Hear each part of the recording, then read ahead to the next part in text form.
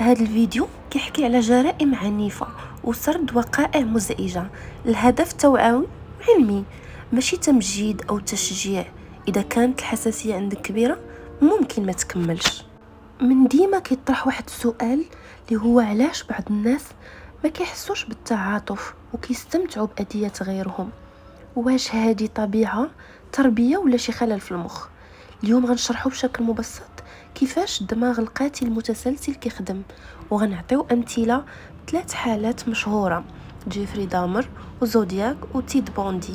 ومن بعد غنهضروا كيفاش نقدروا نتنبؤوا بمستقبل قاتل متسلسل ونقدروا منعوه. منين كنسمعوا كلمه قاتل متسلسل اول حاجه كتجينا في البال هي الوحشيه، ولكن الحقيقه اعمق بزاف. وراء الستار كاين واحد المخ خدام بطريقه مختلفه علينا.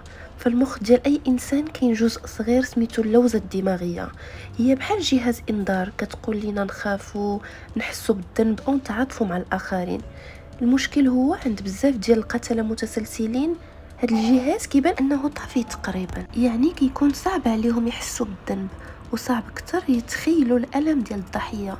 ومن بعد كاينه القشره الجبهيه الاماميه اللي كتسير قراراتنا، واش نكبحوا الغضب، واش نقولوا لا، واش نفكروا قبل ما نتصرفوا.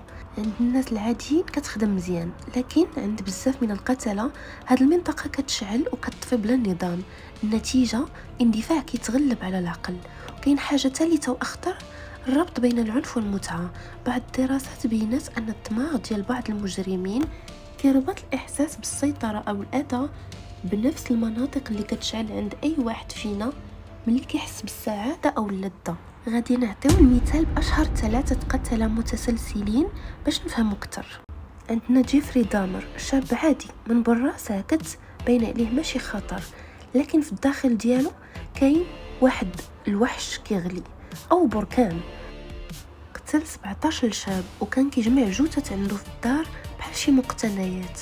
دامر ما كانش كيقتل بدافع الغضب، بل بدافع الاحتفاظ بالجثث ويحس انهم جزء منه. هادشي كان كيخليه ياكل قطع من الجسد ديالهم. العلماء شافوا ان هذا السلوك دليل على هوس بالسيطرة ومخ كيتغذى بالمتعة من التحكم في حياة وموت الآخرين. زودياك عنده أسلوب مختلف. رجل مجهول الهوية، راهب كاليفورنيا في أواخر ديال الستينات، قتل 5 ديال الناس على الأقل اللي هما اكتشفوهم، لكن القوة ديالو ما كانتش في العدد بل في اللعبة النفسية. كان كيبعث رسائل مشفرة للجرائد وكيهدد وكيضحك على الشرطة. بزاف من الناس كيامنوا ان المتعة ديالو ما كانتش في القتل فقط، بل في احساسه انه ذكى من المجتمع كامل.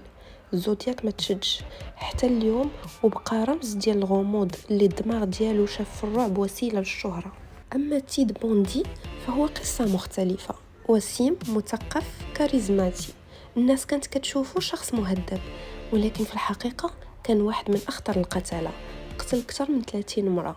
كان كيتصنع العجز أو كيدير راسو محتاج مساعدة باش الضحية تقرب، ومن بعد كيختطفها. القوة ديال بوندي ماشي غير في العنف ولكن في الخداع.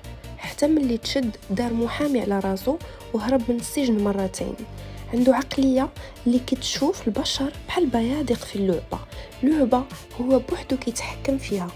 في ظلال القتلة 3 وجوه، نفس المسرحية.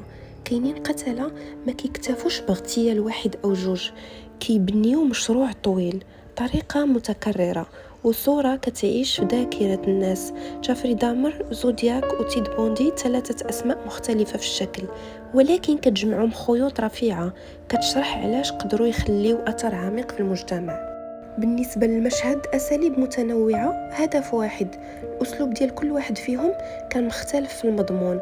واحد دغيا دخل عالم الجسد والاحتفاظ والطمس، واحد خلق لعبة الذعر الجماعي عبر رسائل وألغاز، والثالث استغل السحر ديال المظهر والثقة باش يقترب من ضحاياه.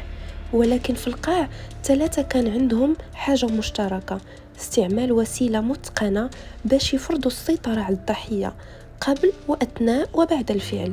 تحكم ماشي مجرد نتيجة، بل كان الهدف والسر اللذيذ اللي كيحفزهم. كان كاين توقيع خاص. دامر الطقوس البدنية حول الجثث. زودياك بالرسائل والرموز اللي كتخلي أثر في العالم الخارجي. وبوندي طريقة الإغراء والاختيار المتكرر لضحايا شبيهين في المظهر. هاد البصمات ما كتخدمش غير التفريق بين جرائم، هي ترجمة لرغبة أكبر، الحاجة باش يتركوا علامة، باش يحولوا الفعل الإجرامي للمسرحية ذات توقيع خاص. زيادة على البصمة والطقوس، التوقيع كجزء من الهوية الإجرامية ديالهم، كل واحد منهم ما قتلش بطريقة عشوائية. زيادة على العلاقة مع الإعلام والبحث عن خلود ضمني، بالنسبة لهم الشهرة كانت سلاح. زودياك خلق حالة إعلامية عبر الرسائل والألغاز، وخلى الناس والشرطة يلعبوا لعبة الملاحقة والبحث. بوندي استغل الفضول الإعلامي والشهرة اللي جاته من المحاكمات باش يبقى حاضر في الرأي العام. دامر بالرغم من كونه أقل استعراض إعلاميا في البداية، إلا أن الطابع الصادم لجرائمه خلى الإعلام يخلد الأسماء والأحداث. في الأخير ثلاثة قدروا يحولوا العنف لذكرى دائمة في الذاكرة العامة، خلود من نوع مظلم. كاينين بزاف الخيوط متشابكة في لوحة واحدة كتشارك بينات هاد القتلة، ولكن غنكتفيو بآخر خيط اللي هو أسطورة الرعب. يعني الثلاثة دخلوا لثقافة الرعب العام، حكايات، أفلام، وثائقيات ونقاشات، خرجت إعلامية. هاد التغلغل الثقافي ماشي فقط نتيجة للعنف، بل تفاعل بين العنف والرغبة البشرية في الفهم والخوف والفضول. النتيجة سرد دائم، إساءة استغلال أحيانا من الإعلام، وبقاء الأسماء كتهمس في الوعي العام. نقدروا نتفادوا صناعة قتلة متسلسلين بالوقاية من الطفولة. خاصنا نوفروا بيئة آمنة للأطفال، بلا عنف بلا إهمال، ندعموا التربية العاطفية، نعلموا أولادنا كيفاش يعبروا عن الغضب بلا ما يأذيوا الآخرين. خاص يكون الدعم النفسي متاح باش الناس اللي عندهم اضطرابات يلقاو العلاج قبل ما يتفاقم الوضع. والمجتمع كامل خاصو يكون واعي، ماشي نبقاو نحكموا على الناس اللي مختلفين، ولكن نمدوا لهم يد المساعدة. وفي الأخير القاتل المتسلسل ما كيطيحش من السما، كيتصنع من تفاعل بين الدماغ، التجارب والبيئة. نفهموهم ماشي باش نمجدوهم، ولكن باش نوقفوا هاد الدائرة ونحميو ناس آخرين من الوقوع فيها. إلا بغيتوا نحلوا حالات أخرى تفاصيل أكثر، أو حتى قتلة آخرين مشهورين، نقدروا نهضروا عليهم في فيديو آخر بوحدو بالتفصيل. ممكن تشاركوا معي رأيكم في التعليق.